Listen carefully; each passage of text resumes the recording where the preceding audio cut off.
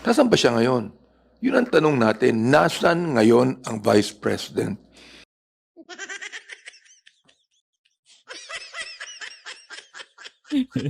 Ito po mga kaibigan ito lang ang nakita ko na mambabatas at pastor pa umano na napakatuso.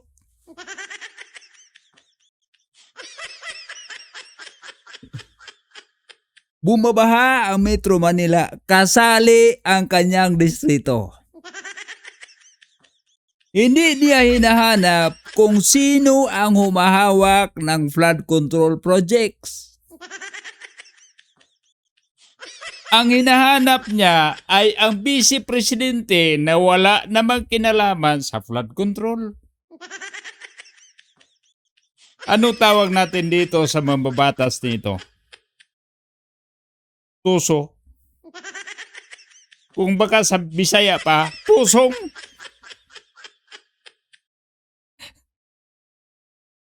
Saan ka nakakita na itong baha ikukunik niya sa impeachment? Ito, tutuloy natin.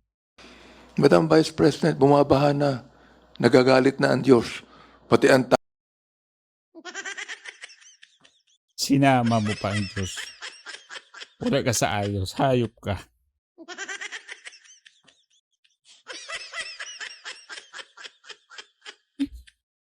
Kayo ang sinisingil ng kalikasan. Saan ang galing yung budget? Saan ang galing yung mga insertion? Paano nyo ginagawa? Tapos ngayon, isisisi nyo sa Vice Presidente? Nak ng tukwa. taong bayan napapagod na rin at gumagastos tayo ng milyon-milyon. I think it would be the Vice President should come because she continues to make a mockery.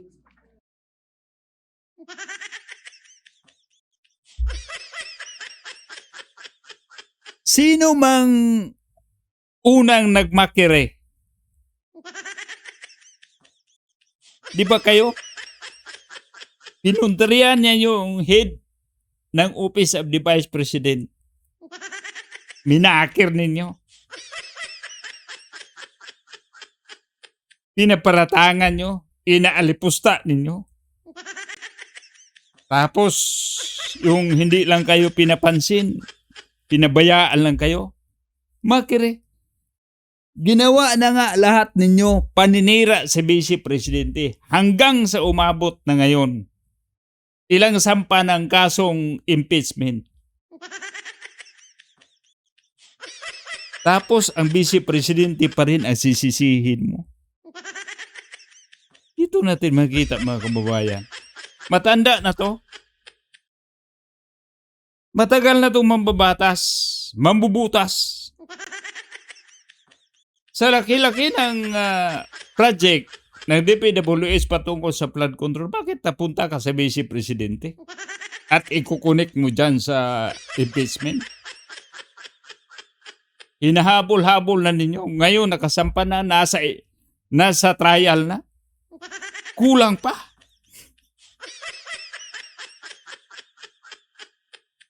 Of Congress.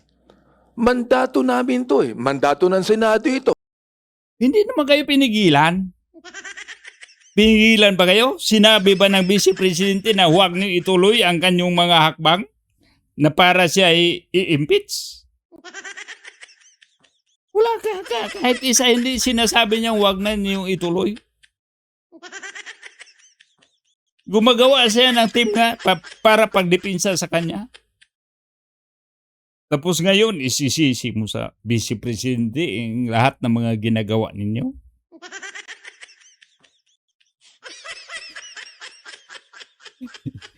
Sir, abante. Pastor, abante. Huwag lang tayo maging tuso. Nakakabastos yung pagiging tuso eh. Alam mo naman yung mga pasikot-sikot dyan. Alam nyo man na ginagawa nyo yung trabaho ninyo. Alam naman ninyo na ginagawa nyo dahil na utusan kayo. Mahirap ipanalo kasi yung gusto ninyong mangyari. Kaya tanggapin nyo na. Huwag lang magiging tuso. Punong-puno na kami. Mr. Abante. Mandato ng Congress ito. Ibig sabihin, the office of the Vice President can make a mockery of the constitutional mandate of Congress to investigate and to put up an impeachment court. Kaya nga, kumplito. Hindi ba nila pinuntahan yung korte? Wala ba siyang representative doon? Ginagawa man nila lahat? Ha? Hindi naman mandato talaga, hindi naman mandatory talaga na magpunta yung impeachable officer ayon doon sa mga eksperto, ayon sa nakakaalam sa batas. Tapos ikaw ngayon nagmamaang-maangan ka. Pangit naman, magbabatas tayo na yung binabaha yung distrito natin, tapos isisisi mo sa presidente na wala namang hawak doon sa flood control, tapos yung hindi sumipot siya sa patrial sa impeachment, sang-ayon may provision naman sa batas na pwede naman siyang hindi pumunta doon basta magpadala siya ng kanyang representative. Ginawa naman niya yun. Kulang pa ba yun? Ang gusto kasi ninyo mangyari na pag andoon si VP Sara na sa harap, babasahin ninyo lahat yung mga articles of impeachment para magbukas siya na ipagmumukha niya na ito ang kasalanan mo, babasahin sa harap na para bang hinatulan nyo na. Yun ang gusto ninyo. Diba yun naman ang ginagawa nyo sa Quadcom dati, diba? Pinapuntay mo ninyo yung busy doon, tapos dahil maitatanong kayo, naubos na lang yung oras, wala naman lang kayo maitanong. Diba? Para lang iharap ninyo sa sambayan ng Pilipino si VP Sara na para magmukhang masama. Nang totoo, kayo naman masama. Alam niyo po mga kababayan, ito sa ginagawa nila, itong mga hinayupak nito, instead na bumabantot ang Vice President, lalong bumabango. Silang nagpapabango sa kanilang sarili, sila ay bumabantot. Ang baho-baho nyo, yung mga ginagawa ninyo. Sumisingaw na eh. Tapos yung amoy pagbintang ninyo doon sa Vice Presidente, nako. Dapat, humarap siya. Siya ang mag-explain. Huwag niyang sasabihin yan sa mga staff niya. Sino bang nagparatang sa kanya doon sa mga kasalanan umano na ginawa niya? Dapat yung nagparatang, yun ang magpahayag. Sila ang mag-explain na ito ang totoo. Bakit pa kailangan pa mag-explain ng Vice Presidente kung sapat naman ang ebidensya na ipinapataw nyo sa kanya?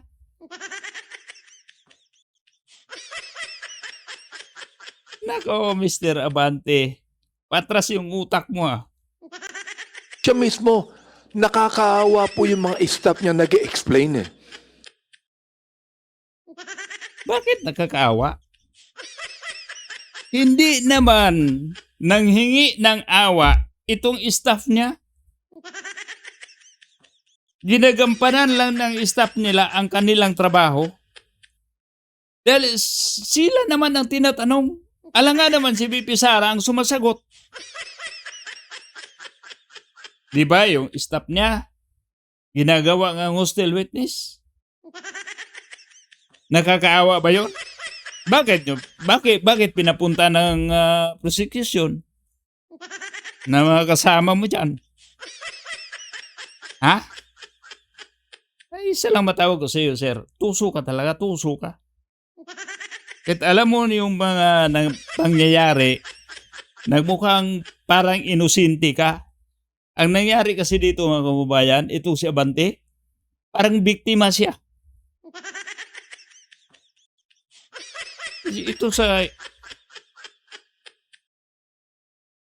Ito nung itsura nito, no? Mas ito mukha nito, parang katiwa-tiwala pa to.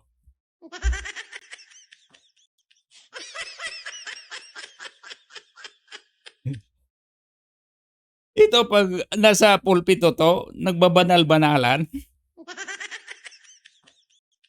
Kumbaga, pag dito to idaan sa kantahan, dublikara to eh. Magaling to magbanal-banalan at magaling to parang banal. Kahit hindi naman kabanal-banal.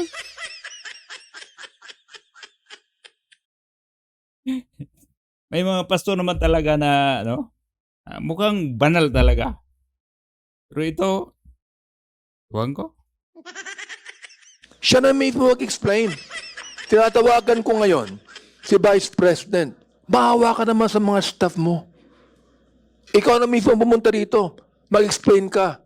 Hindi ka pwedeng magtago kung saan-saan. May good. Hindi naman nagtago. Nagpunta nga sa Zamboanga. Pinuntahan yung mga kamag-anak ng na biktima ng pamamaril doon. Wala akong nakita na nagtago. Yung sa baha, ang dapat magpakita at lumusong sa baha, yung presidente. Bakit si BP Sara yung hinanap mo? Sir? Crush mo si BP Sara? No chance ka. Sa paningin BP Sara sa'yo, yung parang napapansin ka kay BP Sara, wala ka talagang kalasa-lasa. Humarap ka nga doon sa perjury charge kay Ramil Madriaga eh. Pero natural, silang nagreklamo. Natural talaga yun, siya nagreklamo. Humarap ka din doon sa charge ng kapatid mo eh. Natural, humarap sila dahil sila ang nagsampa ng kaso. Alangan, magsampa ka ng kaso, kinasuhan kasi ng perjury. Dahil nag-ibinto ng kwento na hindi naman totoo. Natural, sila ang nagsampa, natural humarap sila. Itong impeachment, sino namang nagsampa ng impeachment? Si BP Sara ba? Kayo. Nagpadala lang siya ng depensa doon. Alam mo namin yon kung anong pasikot-sikot ayon pakikinig namin sa mga mambabatas at saka mga lawyer na matitino. Di ka kasali doon. Di ka naman lawyer. Dito po mga kababayan dito po sa mga pangyayari ngayon sa ating bansa, kahit hindi tayo nag-aaral ng batas, marami tayong natutunan dyan dahil may napakinggan tayong mga matitinong nagpapaliwanag kung paano gumalaw yung batas. Pero itong mga kasali ito sa paano babaliin yung batas, paano abusuhin yung batas, ito mga eksperto, mga tuso. Tapos hindi ka harap sa impeachment court. My goodness naman, Vice President, humarap ka na. Anong koneksyon doon sa flood, sa baha? Para lang may opening ka na makuha mo yung atensyon na para yung baha bumabaha na tapos doon ka napunta sa impeachment. Pagbaha sana yung topic mo, doon sana mapunta kay Bongbong Marcos at saka sa DPWH. Bakit napunta kay Sara? Pareha na ba kayo ng utak ni Ate Claire? Out of order? Kung ano-ano na lang lumalabas. Kumbaga, pag sa gulay pa, sari-sari. Chapsoy. Maawa ka sa mga staff mo at ipaliwanag mo sa taong bayan kung bakit hindi ka kinakailangang ma-impeach.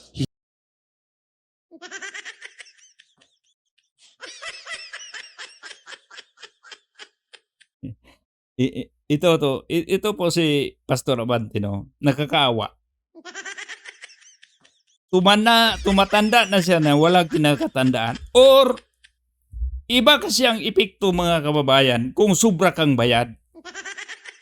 Bayad ka kasi kahit papaano, kahit magkawindang-windang naman yung paliwanag mo, kahit hindi naman magkatukma-tukma yung paliwanag mo, basta may bayad. Basta ang goal ninyo dito na si BP Sara ay masama. Diba? Biro mo, kayo ang nagparatang na masama si BP Sara tapos pilitin nyo si BP Sara na magpaliwanag kung bakit hindi siya dapat ma-impeach. Gunggong. Ang magpaliwanag, di ba impeachment yung sinampan ninyong kaso? Kayo ang maglatag ng ebidensya na dapat siyang ma-impeach. Hindi ibig sabihin na, ito ang alkontra ko, ako ay hindi dapat ma-impeach. Patunayan ninyo kung dapat ba ako, patunayan niyo yung mga paratang ninyo para ako ma-impeach. Pag wala kayong mapatunayan, ano bang ipaliwanag ni BP Sara? Sabihin ba ni BP Sara, dapat ako hindi ma-impeach dahil wala kayong ebidensya. Ganon? Gunggong ka pala. Yan ang panawagan ko. Dito naman tayo sa sagot ni Inday. Dito. Ito sagot ni Dapat Inday. humarap siya. Siya ang mag-explain. Huwag niyang sasabihin yan sa mga staff niya. Siya mismo. Impeachment, meron po kaming spokesperson na sa impeachment at binibigay ko po ang buong tiwala ko sa aming defense team. Diba sinasabi nila mas magiging mabilis pag naandyan po daw kayo, dadalo kayo personally sa impeachment? Hindi po totoo yun kasi fully represented ako. Dito ito ang mga palabas, ito ang mga naratibo nito mga gunggong Sinasabi lang nila, pag pumunta dito si BP Sara, mas lalong mamadali itong impeachment trial.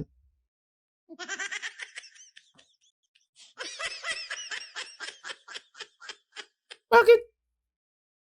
Para madali yung trial, kailangan ni BP Sara pumunta.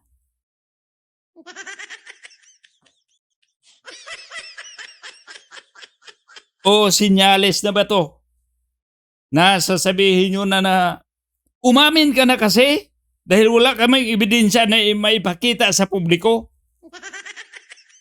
Di ba? Ito, posible ito Sabihin to, palimbawa, pumunta ito si Inday sa trial. Sabihin na ng mga gunggong na to sa prosecutor, umamin ka na kasi. Huwag mo na kami pahirapan. Di ba? Dahil wala silang maipakita ang ebidensya at mapatunayan na si BP Sara ay nangulimbat ng pera. Ito lang si Abante Bumabaha na Dapat hanapin niya si Marcos dahil si Marcos nagyabang na 5,500 projects and more. Tapos, ngayon si BP Sara ay nahanap ni Abante dahil bumabaha, ikukunik niya sa impeachment.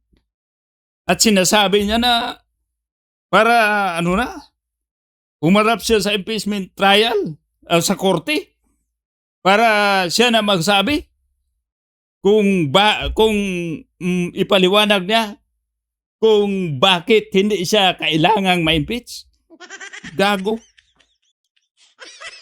Noong ating defense team at sufficient yun na meron kang mga abogado doon na nagpa-participate doon sa process. Yun ay para na rin pagdalo ng respondent doon sa impeachment. Dahil hindi naman ako abogado para sa impeachment ko. So wala akong matutulong doon sa proseso ng pag-present ng witness, pag-cross-examine ng witness. Ang lahat yun ay trabaho ng abogado. At yun yung participation at appearance ko doon. Thank you, Vice. Di ba? Palakpakan natin mga kababayan. Palakpakan natin ang ating presidente sa 2020. Diyan katalino. Pag dito tayo kay BP Sara makikinig mga kababayan, may matutunan tayo. Pero tingnan natin, pinapanood natin yung una yung kay Bante. Ang gulo, di ba? Inuna yung baha, tapos hinanap, tapos si BP Sara yung magpaliwanag kung dapat hindi siya ma-impeach. Gago. Di ba? Sila magparatang na impeachable na yung mga offenses ni BP Sara tapos kailangan mo pang ipaliwanag kung dapat ba siyang hindi ma-impeach. So ibig sabihin yung mga ebidensya na inilatag niyo sa korte, so napakawalang saysay at walang silbi. Yun lang. At hanggang dito lang po mga kababayan, hanggang sa muli nating upload ng video. Kita-kita o tayo. Salamat at God bless sa ating lahat.